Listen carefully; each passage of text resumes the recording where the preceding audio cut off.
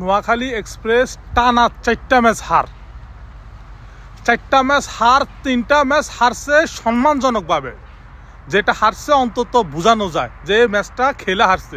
আজকের ম্যাচটা 61 রানে অল আউট, মোহাম্মদ নবীরে আনছে, তারপর আমরা সৌম্য সরকারে ঢুকাইছে, ক্যাপ্টেন্সি চেঞ্জ করে হায়দার আলীরে ক্যাপ্টেন্সি দিছে, তারপর আমরা জাকের আলীরে বসায় দিছে। লাভ রইল কি?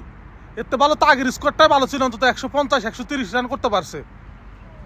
61 রানে অল আউট, এতে ভালো গলা দলি দেওয়া দরকার নোয়াখালীর টিমরে। যে টিম সাজাইছে, যে ব্যাটিং করছে আজকে, মানে এতে বাজে ব্যাটিং, এতে বিপিএল ইতিহাসে আর নাই। মানে কি করবো, নোয়াখালীর মান ইজ্জত সম্মান যা আছে সব ডুবানোর লাগে ওরা রেডি আছে। মানে এ কোচ আমাদের না, মানে কি বলে, জাকের আলীরে বলতেছে সুইংগাম চাবাইতেছে, নিচের থেকে বাদ দিয়ে দিছে। হায়দার আলীরে ক্যাপ্টেন্সি দিছে, ক্যাপ্টেন্সিও চেঞ্জ করে আলাইছে। ওপেনিং চেঞ্জ করে ওপেনিংয়ের জায়গায় সৌম্য সরকারে ঢুকাইছে 0 রান। মোহাম্মদ নবী কি খেলছে? এটা কোনো খেলা ভাই? তো এতে ভালো নোয়াখালীর টিম না দেওয়াটাই বেটার ছিল। অন্তত এতটুকু মান ইজ্জত সম্মান আমাদের হারাইতো না। তো যদি ভিডিওটা ভালো লাগে বেশি বেশি লাইক কমেন্ট করবেন, শেয়ার করবেন। আর আপনার মতামতটা, একদম মনের মতামতটা, নোয়াখালীর বিপক্ষে কি হয়েছে কমেন্ট করে জানিয়ে যান। ধন্যবাদ।